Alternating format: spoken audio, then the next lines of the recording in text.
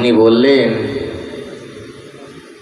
সমস্ত আগম অর্থাৎ তন্ত্রশাস্ত্র,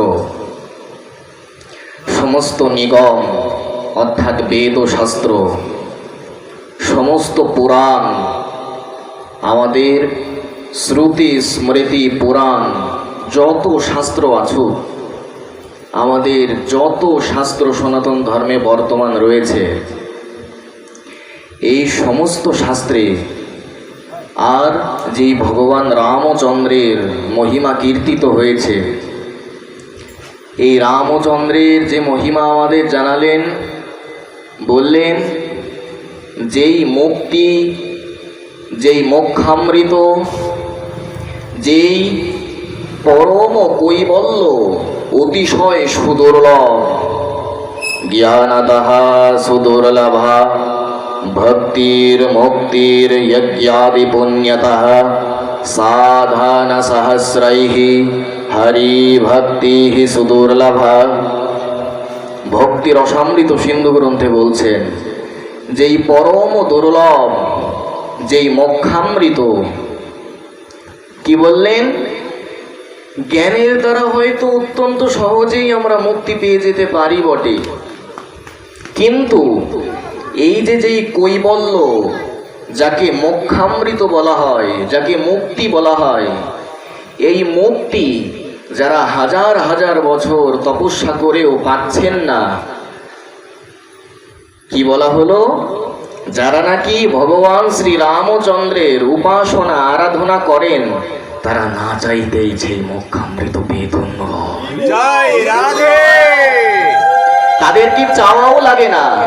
কি অপার মহিমা! যারা শ্রী রামচন্দ্রের আরাধক উপাসক, তার ভজনা করে, তার ভক্ত, বললেন সাক্ষাৎ মুক্তি তাদের করতলগত হয়, সাক্ষাৎ মুক্তিও তাদের দাসত্ব করে, তাদের দাসী হয়ে যায়। না চাইতেই মোক্ষামৃত পাওয়া যায়, যেই কৈবল্য অত্যন্ত সুদুর্লভ। আর রামচন্দ্রের যারা সমাশ্রয়ী, তাদের কাছে এই মুক্তি করতলগত। এত অপার মহিমা। কি বলছেন, জল যেমন স্থল ছাড়া কোনোভাবেই থাকতে পারে না, ঠিক একই প্রকারে ভগবান শ্রী হরির আরাধনা ছাড়া আমরা কেউ কোনোদিন মুক্তি পেতে পারবো। এটা আমাদের গোস্বামী তুলসীদাস বাবাজি বলছেন। কি অপূর্ব মহিমা তার! ভগবান রামচন্দ্রের মহিমা যদি সহস্রাননে, লক্ষাননে, অনন্তাননে যদি তার মহিমা বর্ণন করা হয়, তথাপিও সম্ভব হবে না। তিনি তো অনন্ত, তিনি তো অসীম, তিনি তো সেই স্বরাট পুরুষ, তিনি তো সেই বিরাট পুরুষোত্তম, মর্যাদা পুরুষোত্তম। সেই ভগবানের মহিমা যতই বলার চেষ্টা করা হোক, সেই রত্না করে কেবল এক বিন্দুরই স্পর্শ পাওয়া যাবে। দেখুন, আজ আমাদের যে সংক্ষিপ্ত আলোচনা, এই আলোচনার বিষয়বস্তু আমরা রাখতে পারি এই মানব জীবন কিভাবে সফল হবে, কিভাবে এই মনুষ্য জন্ম আমরা সার্থক করতে পারবো, এই বিষয়ে আমাদের কিঞ্চিত সাক্ষাৎকার। দেখুন, আমাদের মহাভারত আমাদের সাবধান করে দিচ্ছে। কি বলছে মহাভারত? বলে, শোনো, যারা মৃত্যু হি ভূতানাং খাদিতারো মৃগারিবা বলিনাং দুর্বলানাং চ রস্বনাং মহতামপি ন কশ্চিৎ জাততিক্রমে জরা মৃত্যু হি মানবঃ अपि सागर पर्यन्तं विजित्वे मां वसुन्धरा। কোথায় আছে এই কথার প্রমাণ? কোথায় এই কথার প্রমাণ? মহাভারতের শান্তি পর্বের 28 অধ্যায়। কি বলা হলো?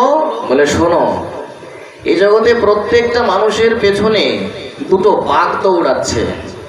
কতগুলো বললাম বাবা? দুটো বাঘ। কি কি এই দুটো বাঘ? বলে শোনো, যারা প্রথমত জরা অর্থাৎ রোগ ব্যাধি, এই রোগ ব্যাধিকে বাঘের সঙ্গে ব্যাঘ্রের সঙ্গে তুলনা করা হচ্ছে। এই জগতে যে একবার মানুষ হয়ে জন্ম নিয়েছে, কোনো না কোনো দিন তাকে তো রোগগ্রস্ত হতেই হবে, নাকি? এই জন্য বলা হলো 1 নাম্বার ব্যাঘ্র হচ্ছে জরা, আর দ্বিতীয় বাঘ কি বললেন? মৃত্যু। এই জগতে একবার যে জন্মগ্রহণ করেছে, মরতে তো তাকে হবেই হবে। এই জরা আর মৃত্যু নামক দুটো বাঘ প্রত্যেকটা মানুষের পেছনে নিরন্তর দৌড়াচ্ছে, তো দৌড়াচ্ছেই, সর্বদা আমাদের পিছু ধাওয়া করছে। কিন্তু আমার সেই বিবেক জাগ্রত হবে না যতদিন না পর্যন্ত মহতানুগত্যে মহৎ সঙ্গে মহৎ মুখে হরি কথা না শুনব। এই বিবেকই জাগবে না। কারণ ভাগ্যোদয়েনা বহুজন্ম সমার্জিতেনা সৎসঙ্গাং চ লভতে পুরুষ যদা বৈ অজ্ঞান হেতুকৃত মোহমদন্ধকার নাশাং বিধায় হি তদোদয়তে বিবেকঃ। ভাগবতের মহিমায় বলা হলো এই শ্লোকটা। বললেন, যেই মাত্র কোনো ব্যক্তি শুদ্ধ বিশুদ্ধ নিষ্কিঞ্চন বৈষ্ণব সান্নিধ্যে মহতানুগত্যে মহতমুখ বিনির্গলিত পরম বেত্ত অনুভব বেত্ত দিব্যাতি দিব্য হরিকথা একবার মাত্র শুনতে পারবে, বললেন সেই মুহূর্তে তার বিবেক জাগ্রত হতে বাধ্য, হবেই হবে, না হলে শাস্ত্রই মিথ্যা হয়ে যাবে। এত কষ্ট করে কেন লিখলেন তাহলে শাস্ত্র? যদি কোনো শক্তিই না থাকে, যদি কোনো সামর্থ্যই না থাকে। এই জন্য আমাদের অজ্ঞানতা, সমস্ত মোহ, অন্ধকার, তমসাচ্ছন্নতা সব বিশুদ্ধ সাধু সঙ্গেই যাবে। এই সাধু সঙ্গই একমাত্র এগুলোকে নির্মূল করার উপায়, একমাত্র উপায়। এই জন্যই তো বলা হচ্ছে, তস্মিন মহাত্মো খরিতা মধুবীর চরিত্র পীয়ূষ শেষ সারিতঃ পারিতঃ স্রবন্তি তায়ে পিবন্তো বিত্রিশ নৃপগাঢ় কর্ণস্তন স্পৃশন্ত্যশনোত্রীড় ভয়শোকমোহ। কোথায় পাবেন এই শ্লোকটা? এটা ভাগবতের 4th স্কন্ধের শ্লোক। কি বললেন? যে তোমার যদি ইচ্ছা নাও থাকে না, তো একটা কাজ করো, যেখানে নিষ্কিঞ্চন কোনো বৈষ্ণব হরিকথা পরিবেশন করছেন, সেখানে যে অন্তত একটু বসো। বসলে কি হবে? বলে দেখো, বৈষ্ণবের অঙ্গ হেরি বৈষ্ণবের সঙ্গ করি শ্রদ্ধান্বিত শ্রবণ কীর্তন। ঠাকুর নরোত্তম প্রেম ভক্তি চন্দ্রিকায় বললেন, যদি কোনো মহৎ, যদি আচার সিদ্ধ, ত্যাগ সিদ্ধ, দৈন্য সিদ্ধ কোনো মহৎ তোমার দিকে একবার মাত্র দৃষ্টি নিক্ষেপ করে, বললেন সেই মুহূর্তে তোমার হৃদয় পরিবর্তন হতে বাধ্য। অনেকেই একটা কথা এখানে উপস্থাপন করে যে বাবা, কোনো সাধু যদি একবার কারোর দিকে দৃষ্টি নিক্ষেপ করে, তার হৃদয় পরিবর্তন হয়ে যাবে এত সহজ, তার প্রেম প্রাপ্তি হয়ে যাবে এত সহজ। বলি হ্যাঁ। বলে কিভাবে সম্ভব এটা? চৈতন্য চরিতামৃতকার শ্রী শ্রী চৈতন্য চরিতামৃত, এছাড়াও আমাদের ভক্তি শাস্ত্রে এর স্পষ্ট প্রমাণ আছে। কি প্রমাণ? প্রকাণ্ড শরীর শুদ্ধ কাঞ্চন বরণ আজানুলম্বিত ভুজ কমল লোচন হরি বলি বাহু তুলি প্রেম দৃষ্টে চায় করিয়া কলমশনাশ প্রেমেতে ভাষায়। কি অপূর্ব কথা বললেন মহাপ্রভু। যেই গ্রামের ভেতর দিয়ে উনি হেঁটে হেঁটে যাচ্ছেন, বললেন ওই গ্রামের মধ্যে যত প্রকার মত পথের লোক আছে সবাই নিজ নিজ মত পরিত্যাগ করে বৈষ্ণব গ্রহণ করছে। মহাপ্রভু দৃষ্টি মাত্রে মানুষ প্রেম পেয়ে যাচ্ছে। এই জন্য যদি সেই প্রকার কোনো বিশুদ্ধ হরিকথা বিশুদ্ধ সাধুমুখে পাও তো ইচ্ছা না থাকলেও ওখানে যে একটু বসো, বসলেই কৃপা হয়ে যাবে। এত অপার মহিমা। এই জন্যই তো বললেন জীবনে সর্বসিদ্ধি কাকে বলে। দেখবেন যারা এই বৈষ্ণব জগতের কোনো ধারণা রাখে না, এরা কিন্তু বিভিন্ন প্রকার সাধন মার্গে বিচরণ করে। এদের হয়তো কারোর কারোর ইচ্ছা আমি অনিমা মহিমা লঘিমা প্রাপ্তি প্রাকাম্য ঈশিতা বসিতা কাম বসইতা ইত্যাদি 8 প্রকার সিদ্ধি আছে। এই জগতে যারা শ্রীমন মহাপ্রভুর আদর্শের সঙ্গে পরিচিত নয় তারা এই সমস্ত সিদ্ধি পাওয়ার জন্য দিন রাত ছুটে বেড়ায়, পরিশ্রম করে। কিন্তু যারা গৌরাশ্রয়ী বললেন ওই অষ্টসিদ্ধি তাদের চরণের দাসী। সমস্ত সিদ্ধি আপনাতেই এসে উপস্থিত হয় যারা গৌরাশ্রয়ী, নিষ্কিঞ্চন নিষ্কপট, সদা ভজন ও নিষ্ণাত চিত্ত, শাস্ত্রানুগত্যে নিরবধি উচ্ছ্বসিত চিত্ত, তাদেরই তো হয়। অন্য কেউ কিভাবে পাবে?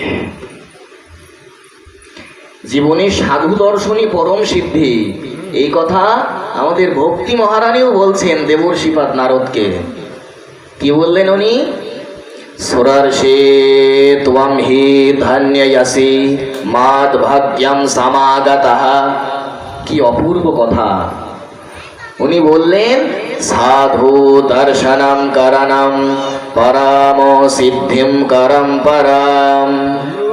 সাক্ষাৎ ভক্তি মহারানী উনি নিজেও এটা স্বীকার করলেন যে জীবনে সাধু দর্শনের মতো পরম সিদ্ধি আর দ্বিতীয় কিছু হতে পারে না, আর ভবিষ্যতে হবেও না।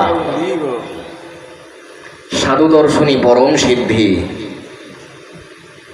এজন্য আমাদের পেছনে যেই দুটো বাঘ দৌড়াচ্ছে, এ জগতে একবার জন্ম নিলে তাকে মৃত্যুর স্বাদ গ্রহণ তো করতেই হবে। এই জন্যই তো বলা হলো জাতাস্যা হি ধ্রুব জন্ম মৃতস্য চ। জাতাস্যা হি ধ্রুব জন্ম মৃত্যু। একবার যদি কেউ জন্মগ্রহণ করে তাকে তো মরতেই হবে। এটা তো সকলেই জানে, কে না জানে এটা। কিন্তু দেখুন জানলে হবে কি? সেই বিবেক এখনো পর্যন্ত জাগলো কি? সময় তো একদমই বেশি নেই, কিন্তু আমি তো মনে করছি আমার কাছে অঢেল সময় আছে।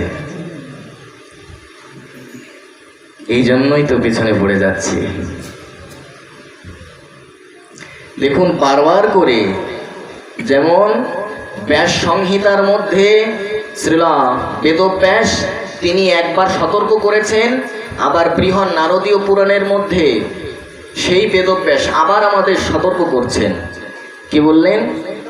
বলে শোনো, অশাশ্বতানি গত্রানি বিভবো নৈব শাশ্বতঃ নিত্যং সন্নিহিত মৃত্যু কর্তব্য ধর্ম সংগ্রহ। এটা কোথায় লেখা আছে? এই প্রমাণটা আপনারা পাবেন ব্যাস সংহিতার 4th অধ্যায়ের 19 নম্বর শ্লোক। সেখানে আমাদের বললেন যে এই শরীরটা কিন্তু অনিত্য, ক্ষণভঙ্গুর, ক্ষয়িষ্ণু। এই শরীরটা থাকতে থাকতে ভগবানের ভজন করার চেষ্টা করো, না হলে পরে কিন্তু ক্ষমা পাওয়ারও সুযোগ পাবে না। সেই সুযোগটাও তোমার কাছ থেকে ছিনিয়ে নেওয়া হবে, ওই সুযোগটাও তুমি আর পাবে না। যে একটু বলবে যে আমাকে আরেকবার সুযোগ দাও, হারিয়ে যাবে সেই সুযোগ। বললেন এই সংসারটা কিন্তু দুঃখালয়ম অশাশ্বতম। এই সংসারটাকে বলা হলো দুঃখের আলয়, কারাগার। আমরা কারাগারে থেকেও আমরা যেন মনে করছি আমরা স্বর্গে আছি। সংসারে আমরা যে এই সংসারে, আচ্ছা আমরা কেন বলি যে সংসারের মধ্যে আমরা সুখে আছি? কেন বলি? বলে দেখো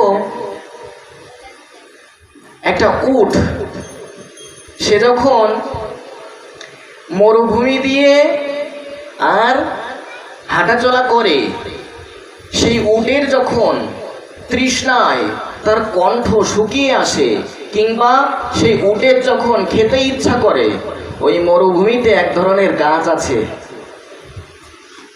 এক ধরনের বৃক্ষ আছে, সেই বৃক্ষ কণ্টকাকীর্ণ, পুরো গাছটাই কাঁটায় ভরা। গাছটার নাম হচ্ছে ক্যাকটাস। আপনারা হয়তো অনেকেই পরিচিত হবেন। ওই গাছটা কাঁটায় ভরা। ওই উট যখন ওই কাঁটাযুক্ত ওই গাছটা চিবিয়ে চিবিয়ে খায়, তখন ওই গাছটা খেতে গেলে ওই উটের নিচের জিহবা কেটে রক্তাক্ত হয়ে ওই রক্ত সহ ওই কাঁটা গাছটাও গ্রহণ করে আর অত্যন্ত সুখ পায়। কিন্তু ও নিজে বুঝতে পারে না যে আমার জিহবা কেটে রক্তাক্ত হয়ে যাচ্ছে। ওর কিন্তু অত্যন্ত সুখ লাগছে, অত্যন্ত ভালো লাগছে। ঠিক আমরা তেমনই এই সংসারের মধ্যে যে কেটে ছিন্ন ভিন্ন হয়ে রক্তাক্ত হয়ে কঙ্কাল শূন্য হয়ে যাচ্ছি, এরপরেও বোধোদয় হচ্ছে না। সংসারটাও ঠিক একই প্রকার সুখের মতো মনে হচ্ছে, ঠিক যেমন উটের লাগছে।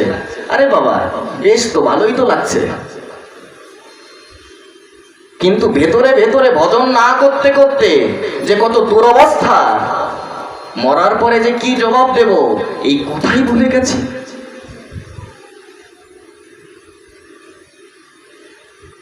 আমাদের বেদ মাতা সাবধান করে দিয়েছে যে সময় কিন্তু নষ্ট করো না। কি বললেন বেদ মাতা? বলে শোনো, উত্তিষ্ঠত জাগ্রত প্রাপ্যবরান নিবোধাত ক্ষুরস্য দারানি সীতা দুরাত্যয়া দুর্গমে পথন্তৎ কবয় বদন্তি। বলে মানুষ ওঠো, আর ঘুমিয়ে থেকো না, এবার তো সম্বিত ফিরিয়ে আনো, এবার তো জাগো, এবার তো একটু উঠে দাঁড়াও, এবার অন্তত তোমার জ্ঞানের জাগরণ করো, বিবেককে জাগাও যে তুমি এই বিশ্বজগতে, এই বিশ্ব ব্রহ্মাণ্ডে তোমার আসার প্রকৃত উদ্দেশ্য কি, তুমি কেন আসলে, তোমার আসার প্রকৃত কারণ কি, এই প্রশ্নের অনুসন্ধান আজও অবধি করেছো কি? বেদ মাতা আমাদের সাবধান করে দিচ্ছে, এই প্রশ্ন সময় থাকতে থাকতে করো, পরে কিন্তু সময় পাবে, একদম পাবে না কিন্তু সময় পরে। এজন্য বেদ মাতা বলছে যে সাবধান হয়ে যাও। বেদ আবার বলছে, কঠোর উপনিষদে পেয়ে যাবেন, কি লেখা আছে? বলে শোনো, ইহাতে দশগদ্ভুম প্রাক শরীরস্য বিশ্রসা তথা সর্গেষু লোকেষু শরীরত্বায় কল্পতে। এই শরীরটা থাকতে থাকতে ভজন করো মানুষ, ভজন করো, ভজন করো, ভজন করো, ভজন করো, হারিয়ে গেলে আর কিন্তু কিচ্ছু পাবে না। থাকতে থাকতে ইউটিলাইজ করো। বেদ মাতা সাবধান করছে। দেখুন, এ জগতে যারা বহির্মুখ জীব, কিংবা যারা খুব তার্কিক, যারা ভগবান বিশ্বাস করে না, ভক্তি বিশ্বাস করে না, এরা অনেক সময় সাধুদের বিভিন্ন রকম অপবাদ দেয়, বিভিন্ন রকম কথা বলে। কেমন কথা? বলে এত নাম করো, এত হরি নাম করো, এত সাধু সঙ্গ করো, তোমার শরীরের এই দশা কেন? তোমার এত রোগ ব্যাধি কেন? সংসারে এত দুঃখ কেন তোমার? একদল বলে বেড়ায় এই কথা, কিন্তু তারা এই কথা বলে যে কত বড় মূর্খত্বের পরিচয় দেয় এটা তারা বুঝতে পারে না। বলে কেন? তাদেরকে মূর্খের সঙ্গে কেন তুলনা করা হলো? বলে শোনো, এই কথার উত্তর মহাভারত দিচ্ছে। বললেন এই জগতে সাধু হোক আর কাপুরুষ হোক, মহাপুরুষ হোক, কাপুরুষ হোক, একবার যে ব্যক্তি জন্ম নেবে রোগ ব্যাধি তাকে ধরবেই ধরবে, সে সাধু হোক আর যেই হোক না কেন। এমনটা নয় যে আমি হরিনাম করব, সাধুসঙ্গ করব, আমার রোগ ব্যাধি হবে না, আমি এর ঊর্ধ্বে উঠে যাব না। এগুলো হচ্ছে মূর্খত্বের পরিচয়। এবং অনেকেই কি করে জানেন? একদিন এক মা আমাকে বলছে যে এক সময় ভক্তি করতাম, ভগবানের ভজন করতাম, কিন্তু এখন আর করি না। আমি বললাম কেন করেন না? উনি বললেন, কিছু যাবৎ ভজন করার পরে দেখলাম আমার সংসারে বিভিন্ন প্রকার অশান্তি, খুব দুঃখ, এবং বিভিন্ন প্রকার অশান্তিতে আমি যেন ক্লিষ্ট হচ্ছি। এই স্বামী মারা গেল, এই পুত্র মারা গেল, ইত্যাদি ইত্যাদি। তো এই দশায় অনেকে ভগবানকে গালি পর্যন্ত দিয়ে দেয়, তোমাকে এত ডাকি, তুমি আমার থেকে সব কিছু ছিনিয়ে নিলে, সব কিছু কেড়ে নিলে, এত তোমার নাম করি, এত তোমার জন্য দান করি, এত তোমাকে সময় দিই, আর তুমি আমার সর্বনাশ করছো, আমার থেকে সব কিছু কেড়ে নিচ্ছ, আমাকে একদম নিঃস্ব করে দিচ্ছ। বললেন, এটা তো একটা পরীক্ষা, এবং এই জগতে আপনি যেমন ওপরের শ্রেণীতে উত্তীর্ণ হওয়ার জন্য আপনাকে পরীক্ষা দিতে হবে, সকলকেই দিতে হবে, ঠিক একই প্রকারে ভগবানের চরণে পৌঁছানোর জন্য পরীক্ষা তো দিতেই হবে বাবা। পরীক্ষা না দিয়ে তো পৌঁছাতে পারবো না, পরীক্ষা দিতে হবে। কিন্তু আমি যদি ভগবানের এই কৃপাকে এইভাবে ধিক্কার জানাই, তাহলে পরীক্ষায় ফেল করলাম। ভগবান যে আমাকে কৃপা স্বরূপ এই দুঃখটা দিল, এই দুঃখকে যদি আমি ভগবানের কৃপা করুণা না মনে করে যদি এটা অভিশাপ মনে করি, তাহলে পরীক্ষায় ফেল করেছি। কিন্তু শুদ্ধ ভক্ত এই সময় কি বলে জানেন? বললেন, তুমি আরো দুঃখ দাও, আরো দাও, আরো দাও, যেন তোমাকে না ভুলি। মানুষ দুঃখে থাকলে যতটা ভগবানকে স্মরণ করে, সুখে থাকলে অতটা করে। এটা ভাগবতের 10ম স্কন্ধের প্রমাণ। তত্তে অনুকম্পম সুসমীক্ষমানঃ ভুঞ্জনেবত্মকৃতম দীপকম। শুদ্ধ ভক্তরা এটা কৃপা বলে স্বীকার করে। দেখুন, এই মানব জন্ম কিভাবে সার্থক হবে, কিভাবে সফল করতে পারবো বলে শোনো, ভাগবতের প্রমাণ দেওয়া আছে। কি প্রমাণ? দুর্লভম মানুষম দেহাম দেহিনাম ক্ষণভঙ্গুরা তত্রাপি দুর্লভম মন্যে বৈকুণ্ঠ প্রিয় দর্শনম अतो अत्याधिकं क्षेमं पृच्छामो भगवतो नघा संसारे यस्मिन् क्षणार्धोऽपि सत्संगः सेवधीर नृणाम। কোথায় লেখা আছে কথাগুলো? ভাগবতের 11 স্কন্ধের 2য় অধ্যায়ের 29 নম্বর এবং 30 নম্বর শ্লোক। কি বললেন? বলে শোনো, এই জীবনটা কিভাবে সার্থক করবে। যদি কোনোদিন, বেশি না, একদম বেশি না, যদি লব মাত্র, যদি ক্ষণার্ধ যদি বিশুদ্ধ সাধু সঙ্গ পাও, বললেন ভগবান দর্শনের থেকেও বেশি মহিমা জেনে রেখো। জয় রাধে। সাক্ষাৎ ভগবান তোমার সামনে যদি এসে দাঁড়ায়, এর থেকেও বেশি মহিমা, এটা জেনে রেখো, নিশ্চয় রূপে জেনে রেখো। কারণ কোনো বিশুদ্ধ বৈষ্ণব চাইলে তোমাকে অবশ্যই গোবিন্দ চরণ পাইয়ে দিতে পারে। এই জন্যই তো চৈতন্য ভাগবতে পেশাবতার বৃন্দাবন দাস ঠাকুর বলছেন, কৃষ্ণ ভজিতে যার আছে অভিলাষ, সে ভজুক কৃষ্ণের মঙ্গল প্রিয় দাস। যার কৃষ্ণ প্রাপ্তির আকাঙ্ক্ষা আছে, সে যেন কৃষ্ণের নিত্য দাসের উপাসনা করে, তার চরণকে আঁকড়ে ধরে। দেখুন, এই যে আমরা এই দুঃখে কেন জর্জরিত হই, এর কারণও আমাদের চৈতন্য চরিতামৃতে বলছেন, কৃষ্ণ ভুলি সেই জীব অনাদি বহির্মুখ, অতএব মায়া তারি দেয় সংসার দুঃখ। কৃষ্ণ ভুলি যেই জীব ভগবাঞ্ছা করে, নিকটস্থ মায়া তারে জাপটিয়া ধরে। জীবের স্বরূপ হয় কৃষ্ণ নিত্য দাস, কৃষ্ণের তটস্থা শক্তি ভেদাভেদ প্রকাশ। চৈতন্য চরিতামৃতে বলছেন, আমাদের দুঃখটা কেন জানেন? আমরা ভগবানের দাসত্বকে এখনো পর্যন্ত স্বীকার করতে পারিনি। এখনো পর্যন্ত সেই মনে আতীব্র উৎকণ্ঠা, সেই বিশ্বাস জাগেনি যেটা হরিভক্তি বিলাসের একাদশ বিলাসে লেখা আছে, আনুকূল্যস্য সংকল্পঃ প্রাতিকূল্যস্য বর্জনম রক্ষিষ্যাতীতি বিশ্বাসো গোপ্তৃত্বে বরণম তথা আত্মনিক্ষেপ কর্পণ্যে ষড়বিধা শরণাগতিঃ। ভগবানকে যে তীব্র বিশ্বাসের কথা আজও পর্যন্ত আমার উদয় হয়নি, উৎপন্ন হয়নি, উদিত হয়নি, প্রকট হয়নি, ভগবানের প্রতি সেই বিশ্বাস, ভগবানের প্রতি সেই অনুরাগ এখনো পর্যন্ত উপজয় হয়নি। আর ভগবানের আমি যে নিত্য দাস, আমি যে তাঁরই নিত্য অংশ, নিত্য অবিচ্ছেদ্য অংশ, এই জ্ঞানটা আমার এখনো আসেনি। দেখুন, আমরা এত পূজা পার্জন করছি কিন্তু তেমন কোনো লাভ তো আমরা দেখতে পারছি না। এর না অনেক কারণ আছে। এর মধ্যে একটা প্রধান একটা বিশেষ কারণের কথা আমি উল্লেখ করছি। চৈতন্য ভাগবতে বৃন্দাবন দাস ঠাকুর লিখেছেন যে সারা জীবন বিষ্ণু পূজা করেও বিষ্ণুর চরণ পাবে না। বলে কেন পাবে না? সর্বভূতে বিষ্ণু আছে তাহা না জানিয়া বিষ্ণু পূজা করে অতি প্রাকৃত হইয়া। অপূর্ব কথা, কিন্তু মনোযোগ দিয়ে না শুনলে বোঝা যাবে না। কি বললেন?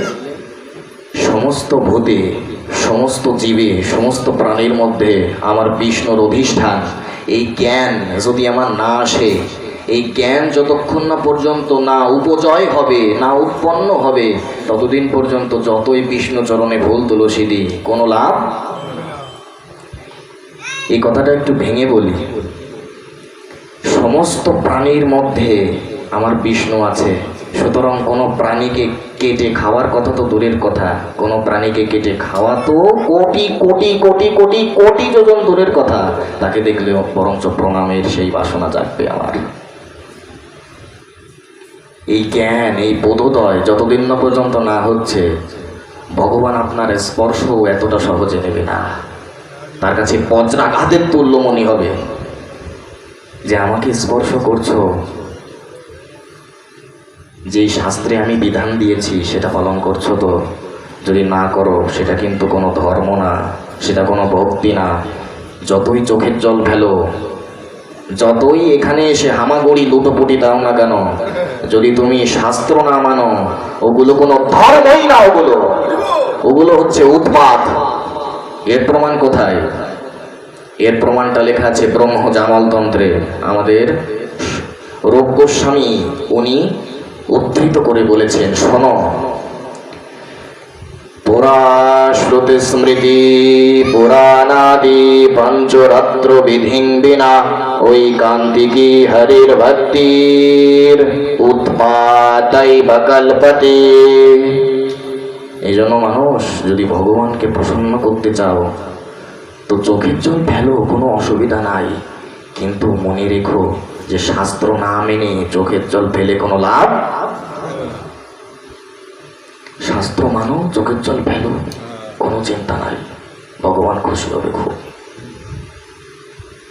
আর এই বোধটা রাখো যে যেই বিষ্ণুকে, যেই রামকে, যেই শিবকে তুমি এত তোমার জীবনাধিক ভালোবাসো, সেই শিব কি বলেছে, সেই শিবের আদর্শ মানো আগে, তারপরে তার ভক্ত বলে পরিচয় দাও। আগে যে কৃষ্ণ ভক্ত বলে তুমি দাবি করছো, কৃষ্ণের আজ্ঞা আদেশ মানো তো? এই প্রশ্ন নিজেকে করো, এখনই করো, এখনই করো, এখনই।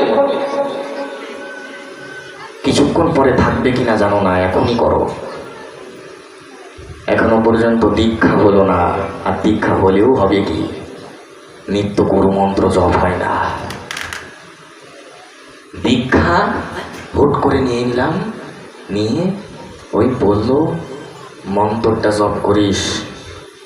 অনেকে তো বলে মন্ত্র না নিলে দেহ শুদ্ধ হয় না, হাতের জল শুদ্ধ হয় না, যা মন্ত্র নিয়ে আয়। ওই একটু নিতে হয়, তাই সারা দীক্ষাটা নিয়ে নিলাম। আর জপ করা, গুরু মন্ত্র জপ করার কথা আর কোনো খোঁজই নেই। বললেন এগুলো কোনো দীক্ষাই না,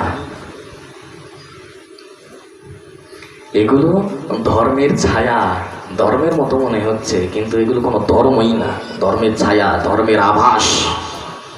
এই জন্যই তো বললেন, পৃথিবীতে যাহা কিছু ধর্ম নামে চলে, ভাগবত কহে তাহা পরিপূর্ণ ছলে। যেন ছলো না, ধর্মের মতো মনে হচ্ছে। এই যে এইখানে, এই যে চারিপাশে দেখবেন, এই যে হরে কৃষ্ণ, তারপরে রাধা কৃষ্ণের ছবি, এগুলো